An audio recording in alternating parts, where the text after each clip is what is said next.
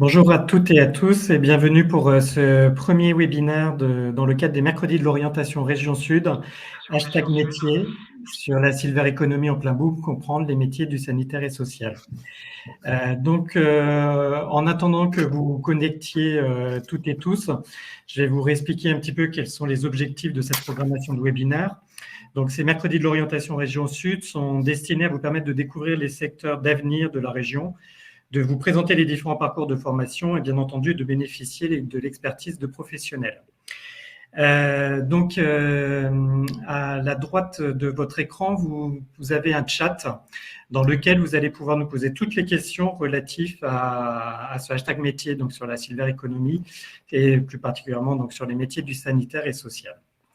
La région Sud, en partenariat avec la région académique et le CARIFOREF, sont heureux de vous accueillir pour ce premier webinaire. Avec le vieillissement de la population de la région Sud, puisque plus d'un habitant sur 4 a plus de 60 ans sur la région, le secteur de la santé et de l'action sociale joue un rôle majeur pour assurer les services essentiels aux habitants et favoriser le développement économique. Il s'agit donc d'un secteur clé de l'emploi. Et donc, cette filière sanitaire et sociale est aujourd'hui le premier employeur de la région Sud. La crise sanitaire a mis en lumière la nécessité de former davantage de professionnels de santé. Dans ce cadre, la région s'est donc engagée à augmenter le nombre de places en formation dans les métiers dits en tension, particulièrement sur les métiers d'aide-soignant, d'infirmiers, d'auxiliaires de vie, de techniciens et d'intervention sociale et familiale, de moniteurs, éducateurs. Et donc, dans ce cadre, pour bien échanger sur cette thématique, j'ai l'honneur d'accueillir pour ce webinaire Valérie Ripper, qui est donc directrice d'ABC Saint-Joseph, Christophe Baillet, qui est directeur des instituts de la Blancarde, qui est pôle Euro-Méditerranée de formation métier du soin, et Marine Lombardi, qui est étudiante en soins infirmiers deuxième année, qui a un parcours assez atypique et qui va pouvoir nous parler de tout son déroulé, puisqu'elle a préalablement fait une formation d'aide-soignante. Pour commencer, donc, je propose à Christophe Baillet d'intervenir, puisqu'on va pouvoir échanger justement sur toutes les formations. Ensuite, on laissera la parole à Marine qui nous expliquera son parcours en tant qu'étudiante et Valérie en tant que professionnelle sur ses besoins et son retour aussi d'expérience en termes de compétences et de besoins qu'elle a pour son entreprise. Christophe, bienvenue. Donc merci, bonjour à tous. Donc moi je suis Christophe Baillet, je suis directeur des instituts de la Blancarde. Donc à la Blancarde, on a un institut de formation en soins infirmiers qui accueille à peu près 330 étudiants infirmiers, donc une formation sur 3 ans. Un institut de formation d'aide-soignants, donc où on a et l'apprentissage et la formation initiale, donc apprentissage sur 18 mois et une formation initiale d'aide-soignants sur 1 an. Et également la formation d'auxiliaire de puriculture, avec également une promotion initiale et une promotion en apprentissage. Chez les aides-soignants, donc, on a 110 aides-soignants en initiale et une promotion de 24 apprentis, donc sur 18 mois, donc 2 promotions. Et chez les auxiliaires de puriculture, on a une promotion de 35 auxiliaires de puriculture et également 24 apprentis. Deux parcours qui sont plutôt complémentaires, puisque en IFSI, donc, il y a la voie d'entrée par Parcoursup, donc sur 60% des quotas, mais ça c'est l'ensemble des IFSI, hein, en tout cas pour la région PACA, et 40% qui sont par la voie professionnelle continue. Et sur les aides-soignants et auxiliaires de puriculture, eh bien, une entrée soit en voie initiale par dossier avec un oral, et soit la voie d'apprentissage, également donc avec un dossier un oral, ou bien si la personne a une promesse d'embauche venant d'un employeur, eh bien, une entrée directe en formation. Donc voilà, en tout cas, les grandes lignes que je peux dire rapidement sur ces 3 formations. Très bien. Et vous accueillez combien d'étudiants à la Blancarde? J'ai pas compris. Vous accueillez combien d'étudiants à peu près à la Blancarde, justement, par filière?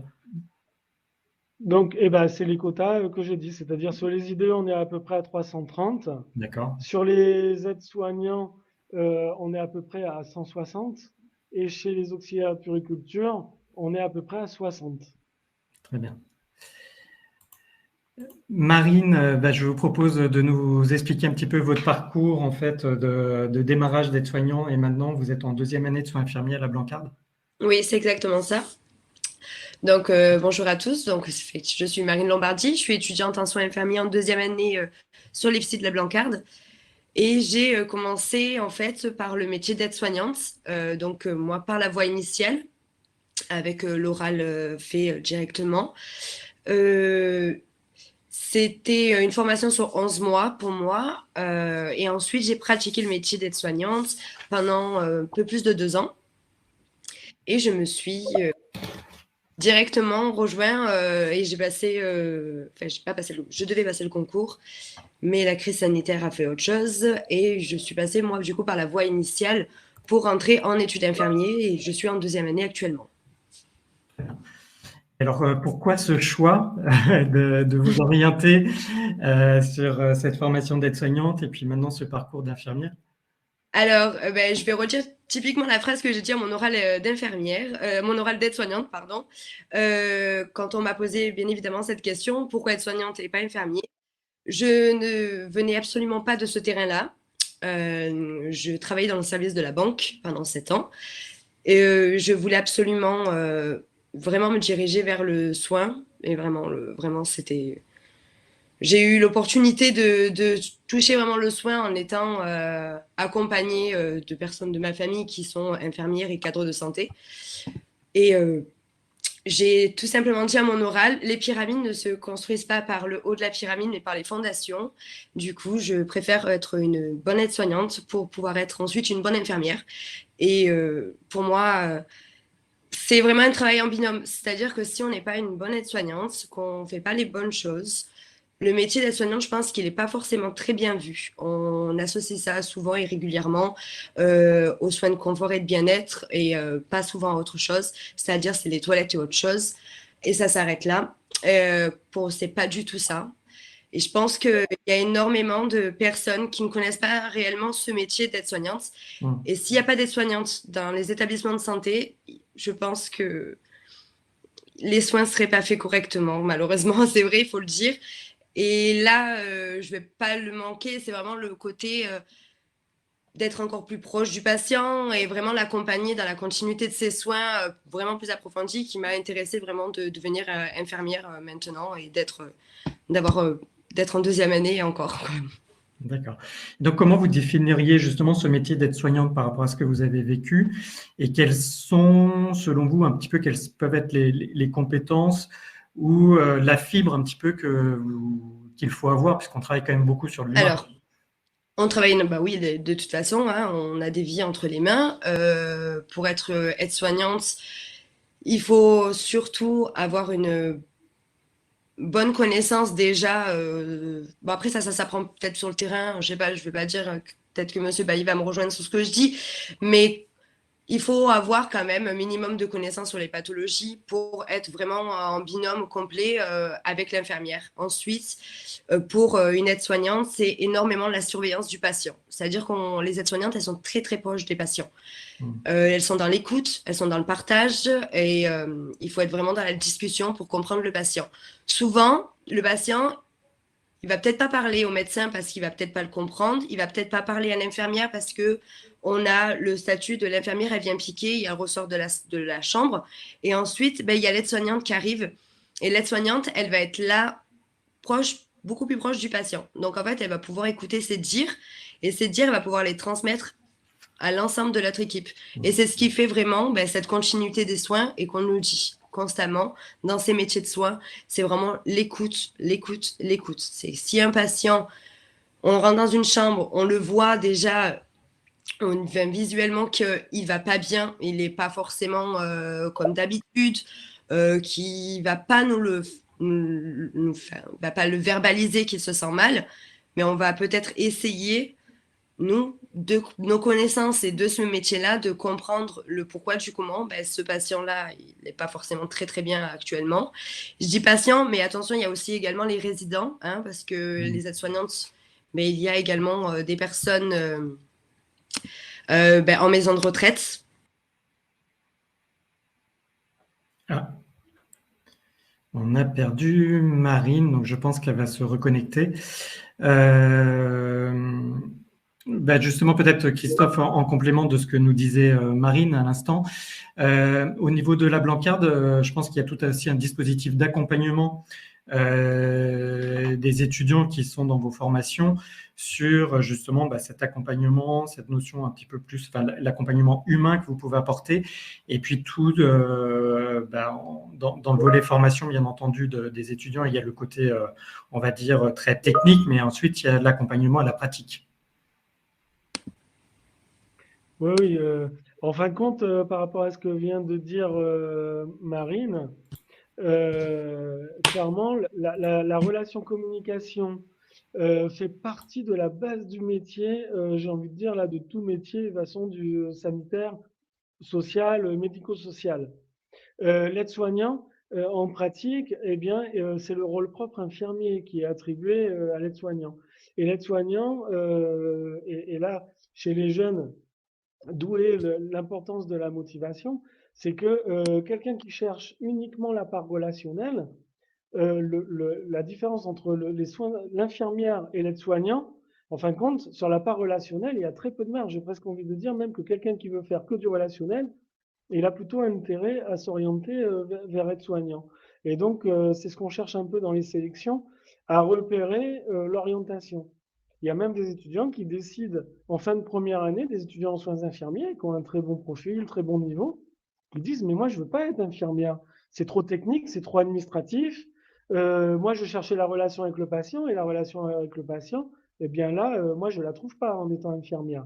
Bon après on peut la retrouver bien sûr sur certains secteurs. L'avantage des deux métiers, c'est que c'est des métiers qui sont très riches en relations humaines, très riches en possibilités d'exercice professionnel, puisqu'on peut aussi bien faire, par exemple, le rôle de l'infirmière de domicile, c'est pas la même que le rôle dans un SIAD, c'est pas la même que le rôle d'une infirmière scolaire, qu'une infirmière en EHPAD, en maison de retraite, une infirmière en chirurgie, une infirmière en oncologie, en cancérologie, et ainsi de suite. Et c'est exactement la même chose pour les aides-soignants. Donc les deux sont vraiment complémentaires. C'est plutôt le contenu plutôt théorique qui va être beaucoup plus approfondi chez les infirmiers. Mais encore, il faut préciser quand même qu'il y a un nouveau référentiel aide-soignant là, depuis septembre 2021 qui pousse beaucoup plus loin les études, enfin le contenu, et qui demande aussi un minimum de connaissances, puisque l'aide-soignant, là, dans le nouveau référentiel, eh bien, doit être capable de faire du raisonnement clinique, doit être capable de communiquer, il a de la pratique technique également. Et j'ai presque envie de dire que l'aide-soignante de demain, c'est l'infirmière d'hier. Donc, et ça, c'est important parce que typiquement, les jeunes s'orientent vers infirmier, mais il faut vraiment se poser la question, le pourquoi du comment, en fonction de mes capacités, de mes diplômes, de ce que je veux faire, là où je vais m'épanouir. Et c'est un peu là ce qu'a réussi un peu à développer Marine, où elle a pu s'épanouir dans son métier d'aide-soignant. Et maintenant, elle va chercher à s'épanouir dans son métier d'infirmier et dans son exercice professionnel. Il y aura un mélange mélangé de ce qu'elle a appris en tant qu'aide-soignante et en tant que future infirmière. Parfait, merci beaucoup Christophe. Valérie, bienvenue. Donc Valérie, vous êtes directrice d'ABCD Saint-Joseph. Je vais vous laisser la parole, nous expliquer ce que c'est que cet institut, vos métiers, et, les compétences pareil que vous recherchez. Oui, donc ABCD Saint-Joseph, c'est une association d'aide à domicile. On existe depuis 2004. On intervient sur Marseille et puis sa périphérie. On a aujourd'hui un petit peu plus de 100 salariés, essentiellement des intervenantes à domicile qui interviennent auprès de bénéficiaires qui sont des personnes âgées, des personnes en situation de handicap et des actifs. On a 650 bénéficiaires. Donc, nous, on appelle nos clients des bénéficiaires. On est 5 en administratif. Et puis, ce que je voulais dire, c'est qu'on représente les métiers du domicile, puisqu'on ne parle pas des établissements, on parle bien de personnes qui vont au domicile des personnes âgées pour leur apporter un soutien. Donc, nous, les prestations qu'on propose, c'est de l'entretien du domicile, de l'entretien du linge, des courses, de la préparation de repas, des accompagnements sur les rendez-vous médicaux, mais aussi des loisirs, le cinéma, etc. On est amené à faire de l'aide à la toilette, les toilettes étant faites par les aides-soignantes et les infirmières. Voilà, donc on intervient en complément. On est vraiment sur un métier du lien, un métier, ce qu'on appelle aujourd'hui les métiers du care, hein. On est plus sur le prendre soin. Donc, les compétences requises, ce sont essentiellement des savoir-être, puisqu'on a besoin de gens empathiques, bienveillants, qui ont une certaine rigueur, puisqu'elles sont assez autonomes, elles passent d'un domicile à un autre. Donc, il faut avoir une grande capacité d'adaptation, puisqu'on ne passe pas d'une chambre à une autre, comme ça peut être le cas à l'hôpital ou dans un EHPAD. On va chez les gens, on va dans leur intimité. Donc, il faut être en capacité aussi d'avoir une certaine limite professionnelle. Donc, ce n'est pas évident, mais c'est ça aussi qui est très, très intéressant, c'est que les gens vous accueillent et qu'ils ont besoin de relations humaines. Nous, on recrute tous les jours. On a énormément de mal à recruter sur ces métiers-là, qui sont des métiers peu connus, peu valorisés. On recrute aussi bien en direct. On prend aussi beaucoup de stagiaires, des organismes de formation tout au long de l'année pour pouvoir les recruter ensuite. Et puis, on se lance aussi dans l'apprentissage. Aujourd'hui, sur nos 100 salariés, on en a 5 qui sont en apprenti, 4 qui sont sur le terrain, donc sur des titres assistantes de vie aux familles. Et puis, on en a une qui est en BTS SP3S, qui veut devenir ce qu'on appelle, nous, des cadres intermédiaires, c'est-à-dire une responsable de secteur. Donc, ça c'est sur la question de l'apprentissage. Je regarde mes notes pour être sûre de ne rien oublier. Sur la question des parcours, nous, on appartient au groupe de l'hôpital Saint-Joseph. Donc, on est en train de travailler aussi sur une sécurisation des parcours qui permettrait, un peu comme ce qu'a fait Marine, de passer d'un métier à un autre de manière plus sécure. C'est-à-dire que nous, on représente les services d'aide à domicile, il y a des services de soins infirmiers à domicile, il y a de l'hospitalisation à domicile, et puis après, il y a l'hôpital. Donc, on peut être aide à domicile aujourd'hui, aide-soignante plus tard, de devenir infirmière. Tout ça est plus simplifié aujourd'hui que ça ne l'était il y a quelque temps. Mais par contre, on reste dans les métiers du prendre soin. Donc, je crois que c'est ça qu'il faut avoir en tête. C'est-à-dire que autant on peut acquérir des compétences techniques, autant les savoir-être, ils doivent être dans notre comportement au quotidien. Nous, ce qu'on demande aussi, c'est beaucoup de ponctualité, parce que les personnes âgées, notamment, sont très attachées à ça. Donc, elles prennent rendez-vous avec nous, donc il faut être là au rendez-vous aussi. Et puis, il n'y a pas que la relation avec les personnes qu'on suit, il y a la relation avec les aidants. On prend en charge aussi l'information des aidants familiaux, parce qu'eux aussi sont perdus. Donc, il y a tout un protocole d'accompagnement dans ce cadre-là, et on essaye de les orienter le mieux possible en fonction des besoins sur des prestations complémentaires qui peuvent être le portage de repas, voilà, les accueils de jour, etc. Merci beaucoup, Valérie.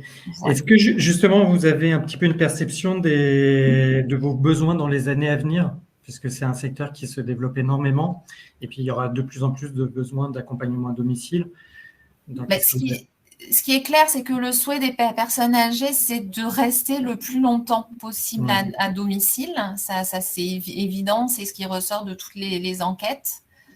Donc la filière au domicile est en train de se développer, donc il faut prendre ça en compte, ce qui veut dire que nos besoins sont croissants. Nos besoins sont croissants et le vieillissement est important et le niveau de dépendance aussi. Donc il y a beaucoup de domiciles sur lesquels on intervient trois fois par jour.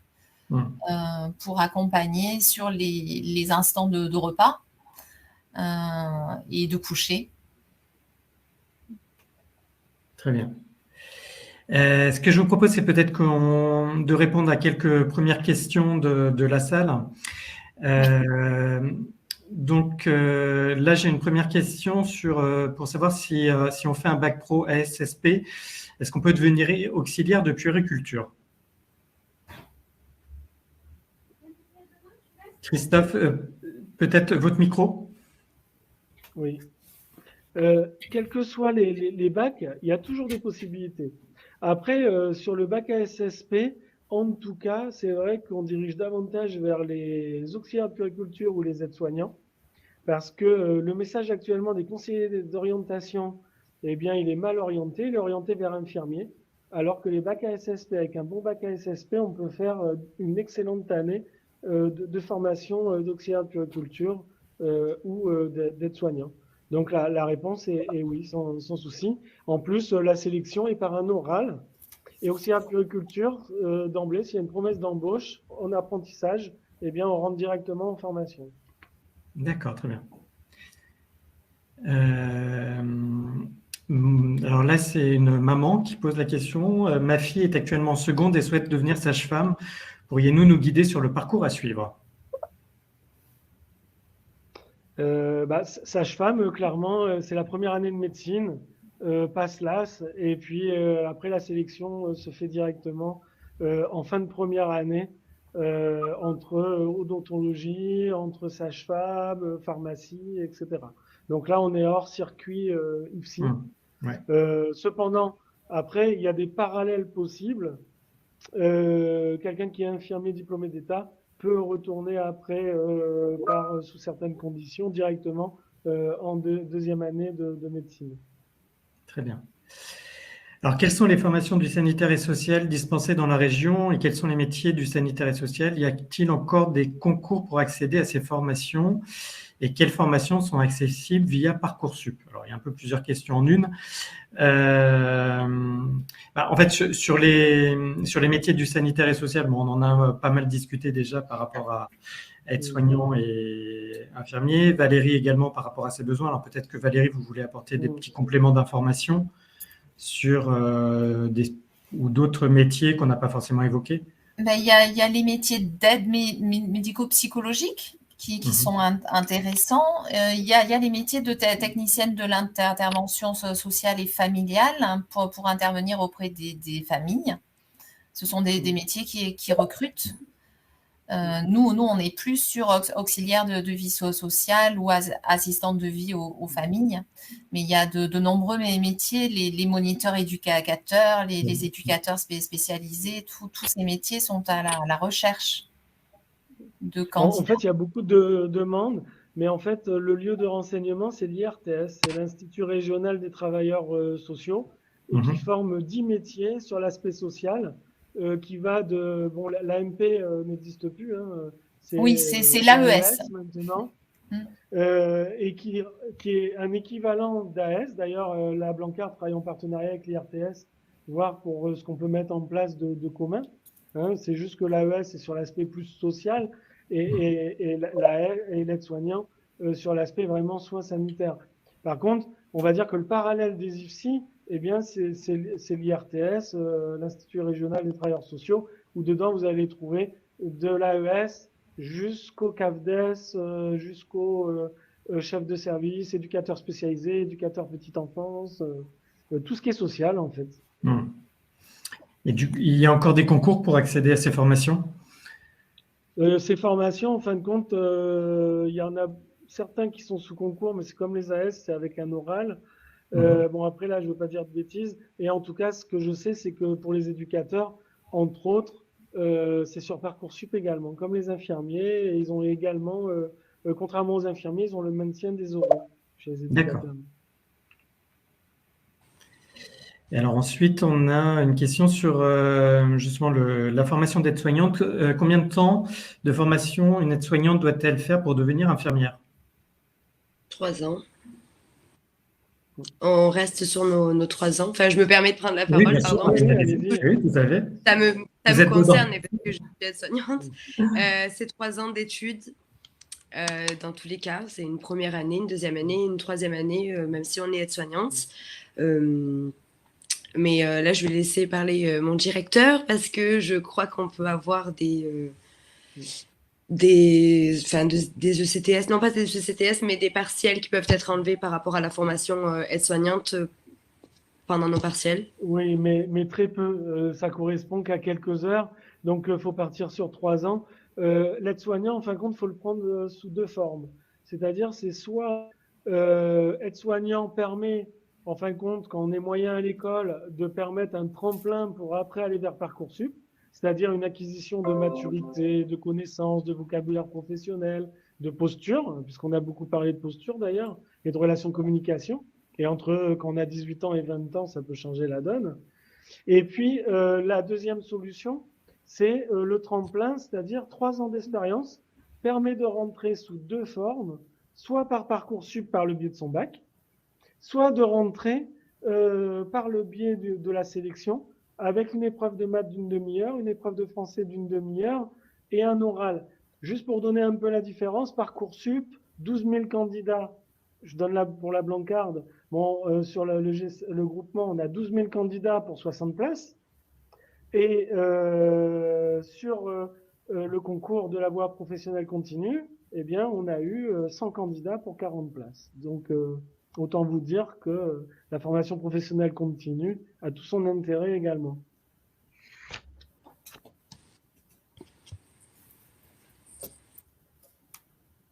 Votre micro, Benoît. Merci Marine.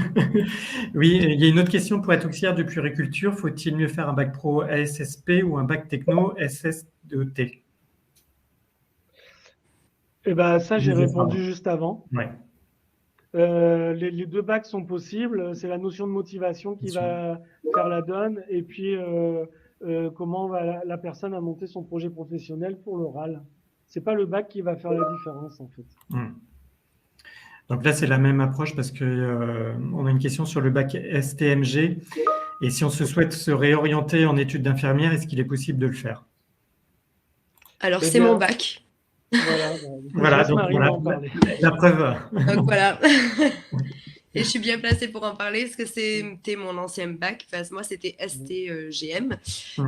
Mais oui, c'est possible de le réorienter. Après, comme je disais dans ma présentation, c'est que je suis passée par aide-soignante et j'avais commencé à faire une prépa pour me préparer au concours, justement, pour arriver avec vraiment des bagages et savoir à quoi m'attendre à un oral et répondre vraiment correctement, et parce que je n'étais pas du tout de cette branche-là. Mais encore Donc, une c'est fois, possible. c'est comme on a dit avant, les différents bacs, encore une fois, c'est la notion de motivation. La seule particularité, c'est plutôt avec les pros et les technos, où il faut avoir un certain niveau déjà pour suivre infirmier. Mais par exemple, moi, j'ai un bac technologique STL. Donc, aujourd'hui, je suis directeur d'institut, et après avoir fait des masters, CAFDES. Donc, le bac ne veut rien dire au démarrage. Très bien, merci pour vos interventions.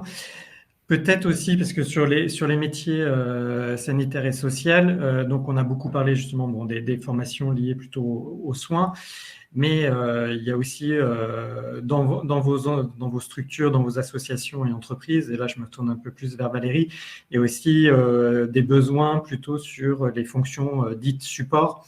Alors est-ce qu'il y a justement aussi des spécificités par rapport à cela que vous et des compétences attendues aussi qui sont en lien plutôt sur les fonctions dites support? Effectivement, sur les postes d'assistants de secteur ou responsables de secteur qui sont en charge des intervenantes à domicile, des plannings, etc., on est sur des formations du secteur sanitaire et médico-social. Donc, on est sur des BTS SP3S, des CAFERUIS, sur des postes de chargés de projet, etc., qui sont en train de se développer. On a ces besoins-là en administratif et il faut connaître ces acteurs du domicile, du secteur pour être plus à même de répondre à l'ensemble des compétences. Donc oui, on a des salariés qui ont eu des bacs pro dans le sanitaire, qui ont passé des BTS, qui ont passé des Master 1, des Master 2, tout au long, soit de leur formation initiale, soit après en formation continue, c'est possible. Oui, Et on en a aussi en apprentissage, donc voilà. Oui, c'est ça qui est important sur les métiers du sanitaire et social, les métiers du soin, c'est toutes les perspectives d'évolution derrière. C'est-à-dire que ce sont des métiers qui évoluent régulièrement et donc quand vous entrez dans une formation initiale, il ne faut pas perdre de vue aussi que derrière, vous serez constamment formé. Donc ça, c'est tout le rôle de la formation continue. Et puis l'intérêt aussi, c'est que le champ sanitaire et médico-social, il est très conséquent. Il y a toute la partie handicap qui est très, très importante. Il y a un nombre d'établissements assez important. Donc, on évolue tout au long cours sur sa carrière en passant d'un établissement à un autre. On peut être dans un hôpital de jour, on peut être dans un IME, on peut être dans une femme. Voilà, on peut toucher à tout. On peut accompagner des adolescents, des enfants, des personnes âgées. Tous ces métiers sont en lien avec l'humain, mais après, voilà, c'est très vaste. Très bien. Alors, on a une question aussi, alors qui revient toujours sur le niveau entre bac, Parcoursup et prépa. Avec un bac ST2S, pardon, on peut faire aide-soignant ou infirmière directement avec Parcoursup. Est-ce qu'on a plus de chances d'être admis ou il faut mieux faire une prépa avant? En fait, d'ailleurs, je vais répondre du coup à une autre question qui est en même temps, puisque pour pas que soit interprété ce que j'ai dit avant sur le bac, quand j'ai dit que le bac n'avait pas d'importance, c'est que chaque bac, en tout cas, je disais que chaque bac a la chance de rentrer. C'est plutôt ça. Après, dedans, c'est les options qui vont faire la différence. C'est-à-dire que, par exemple, pour un infirmier, ce qui est regardé à Parcoursup, principalement, c'est le français et les maths. Et après, s'il y a de la biologie, des sciences techniques de laboratoire, des choses comme ça, mais derrière, un bac qui a un très bon niveau, quel que soit le bac, a des chances également de rentrer. Et c'est le projet professionnel qui va faire la différence. Après, pour le bac ST2S, juste là, moi, je vais prendre mes chiffres de la Blancarde. Sur les lycées, les conseillers d'orientation ont tendance à orienter en disant, vous voulez faire infirmier, faites le bac ASSP ou le bac ST2S. J'ai volontairement, avant ce moment, été chercher les chiffres. Donc, sur les bacs ASSP et les ST2S, on a 4% simplement de ST2S et 4% d'ASSP. Par contre, on a le 24% de bac général et 14% de bac S et bac général tout mélangé. Donc, les bacs SSP et les bacs ST2S, la difficulté, c'est que la connaissance du secteur, ils l'ont. Il y a des critères sur lesquels ils répondent bien sur Parcoursup. Mais cependant, il peut y avoir des difficultés si c'est un bac SSP ou un bac ST2S, en tout cas un bac ST2S niveau très moyen, pour après poursuivre. C'est-à-dire que les abandons, on les a surtout sur les bacs à SSP. Sur les bacs ST2S, on a des gens qui rentrent sans souci, mais ça dépend du niveau que vous avez. Si vous avez 10 de moyenne avec un bac ST2S, ça peut être très compliqué en IFSI, et je dirais même très peu de chances de rentrer. Par contre, sur aide-soignant, le bac ST2S, il s'en sort très bien, et le bac SSP aussi. Après, la question est autour de la prépa. Donc la prépa, il y a toutes sortes de prépas. Le problème, c'est que la prépa, il y a des prépas qui coûtent très cher en promettant de rentrer. Moi, en tout cas, sur la Blancarde, je fais les prépas. Mais cependant, derrière, je ne peux pas dire que la personne rentrera. Parce que c'est vraiment Parcoursup, c'est un algorithme à partir d'une analyse de dossier. Et que la prépa, donc pour rentrer, de dire qu'en faisant une prépa, il y a plus de chances, à la période de Marine, c'était différent. Parce qu'il y avait vraiment une épreuve de français, de test psychotechnique avec un oral. Et dès l'instant où il y a un oral, eh bien oui, la prépa, elle a tout son intérêt et qu'il y a un écrit. Là, il n'y a pas d'oral, on ne peut pas se vendre. Donc, c'est l'algorithme déjà de votre bulletin scolaire de première et terminale. Après, la chose que peut aider la prépa, et là, nous, c'est ce qu'on fait à Blancarde, c'est de proposer des stages sur l'hôpital pour percevoir les différents métiers, ou même au domicile, et qu'après, à partir de là, de construire le projet professionnel. Et donc, pour construire correctement, parce qu'il y a aussi l'idéalisation de la profession infirmière au regard des séries d'aujourd'hui. C'est-à-dire que Grey's Anatomy n'est pas représentatif du métier d'infirmier, ni de la série Urgence. Les gens qui pensent ça, au bout d'un moment, eh bien, tombent de très haut. Donc, ça sert plutôt en termes de préparation. Mais la prépa aide si c'est de la construction de projet, mais si vous faites une prépa avec des maths, du français, de l'anglais, etc., pour rentrer par le biais de Parcoursup, c'est pas cette prépa qui vous aidera. C'est vraiment la construction du projet professionnel et de la posture. Et il y a des lycées qui accompagnent aussi très bien là-dessus. Hein. Il y a les professeurs de ST2S, par exemple, bon, ils sont assez sensibles à ce sujet d'entrer en IFSI, hein, puisque malgré tout, on pensait avoir plus d'ST2S dans les IFSI. Mais il y a une vraie discussion autour des prépas, parce qu'il faut faire attention aussi, parce que que la prépa ne devienne pas un business non plus. Très bien, merci beaucoup Christophe et Marine pour ces interventions sur Parcoursup Prépa. On va bientôt arriver là sur la fin de notre webinaire. Je vais laisser la parole à Marc Lazenec, qui est le chef du service emploi information métier de la région Sud. Marc. Oui, merci.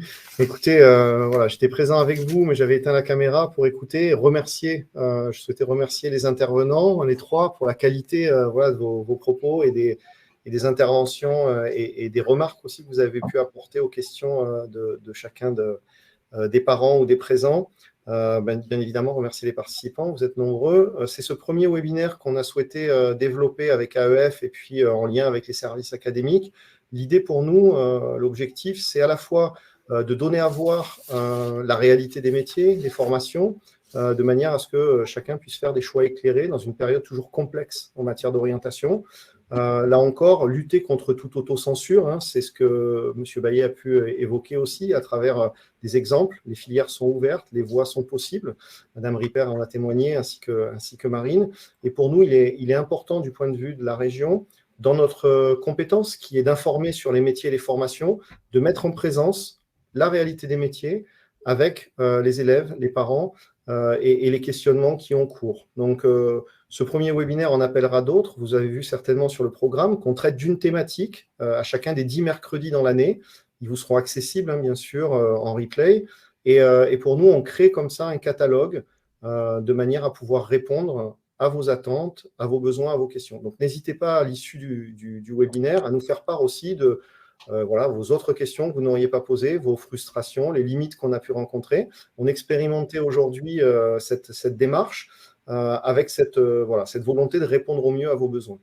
En tout cas, je remercierai encore bien sûr les intervenants, le champ du sanitaire et social qu'on souhaitait mettre en avant, puisque, comme cela a été dit, la réalité professionnelle, les métiers émergents, les métiers qui recrutent en tension. Voilà, c'est l'essence même de ce qui fait notre territoire. Et pour nous, on assume cette compétence en essayant de permettre à chacun de se faire un chemin et finalement de contribuer à la meilleure voie pour tous en matière d'orientation et d'insertion professionnelle. Voilà. Je vous remercie, je vous souhaite une bonne continuation. Benoît, je te laisserai conclure sur les éléments. Juste une petite précision, diffuser cette info si bien évidemment les webinaires vous paraissent utiles, mais en tout cas, sur le site Orientation Région Sud, on le mettra dans le fil d'actualité. Je viens de le mettre un instant. Voilà, un certain nombre d'éléments figurent, notamment les salons, les forums, tous les outils et guides qui peuvent compléter cette démarche, les fiches métiers aussi, et puis parfois des focales sur des secteurs. Voilà, donc ces webinaires métiers sont complétés des webinaires par an. Certains ont peut-être participé aux précédents. Nous ancrons cette démarche dans un temps long. Et pour cette année, les 6 mois qui arrivent, et pour les années ultérieures, on souhaite ancrer ça comme des rendez-vous réguliers d'échanges sur les pratiques et la réalité des métiers. Voilà. Donc, merci et bonne soirée pour ma part. À très bientôt dans les autres webinaires si l'on s'y retrouve. Merci beaucoup, Marc. En effet, donc j'ai mis dans le lien des questions le site sur lequel vous pourrez retrouver toutes les informations, qui est orientation-regionsud.fr. Dès la fin de ce webinaire, vous recevrez un mail avec le lien du replay. Donc, vous pourrez bien entendu le regarder à convenance. Et vous le retrouverez également, ce webinaire et les autres, et en replay, sur le site orientation-regionsud.fr. Donc, si jamais vous n'avez pas pu assister au webinaire précédent sur la conférence des parents, vous y aurez bien entendu accès très, très rapidement sur le site de orientation-regionsud.fr. Je tenais à remercier vraiment chaleureusement Valérie, Marine et Christophe pour leur intervention et leur disponibilité. Merci. Et on espère vraiment qu'on a pu éclairer sur les perspectives et les métiers de la silver economy sur la région sud, et puis surtout créer des vocations et ou confirmer ces vocations pour vous lycéens et lycéennes qui allez passer le bac cette année. Un grand merci à vous toutes et à tous et à très bientôt. Je vous souhaite une excellente soirée. Au revoir. Merci. Au revoir. Merci, au revoir. Au revoir. Bonne soirée.